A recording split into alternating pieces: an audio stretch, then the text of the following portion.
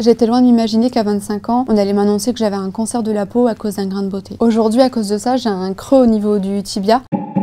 Alors l'apparition du coup du grain de beauté, il a commencé à m'inquiéter environ en 2019. Ce qui m'a donné envie de consulter, c'est surtout la différence et l'évolution qu'il y a eu. Au début il était marron et après il y avait une petite tache brune en fait à l'intérieur. On a fait une petite exérèse et on m'a rappelé 7 jours après pour me dire de venir en urgence. Le médecin m'a expliqué qu'on avait bien fait de le retirer. Il a pas posé de mots, il m'a juste dit qu'il y aurait un traitement médicamenteux, qu'il fallait pas que je m'inquiète. J'ai préféré demander en fait les résultats papier et c'est seulement en sortant du cabinet que j'ai lu le mélanome malin SSM PT2 et c'est là où j'ai compris en fait que j'avais un cancer de la peau. Le monde m'a un peu tombé dessus quand j'ai lu le diagnostic. On m'a fait une exérèse, donc 2 cm tout autour du trou que j'avais déjà sur le tibia. On a prélevé la peau dans l'aine à cause du coup du mélanome. On a fait le test du ganglion sentinelle, donc on m'a aussi enlevé 2 ganglions au niveau de l'aine à gauche. C'est vrai qu'inconsciemment il y avait un stress constant de pas savoir à quoi ça ressemble une greffe de peau,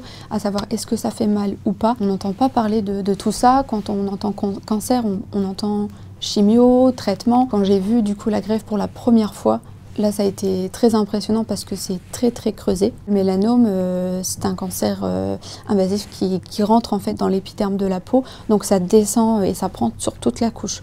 Donc là ils ont dû creuser pour enlever la couche de peau, la couche de graisse et en dessous c'est le muscle.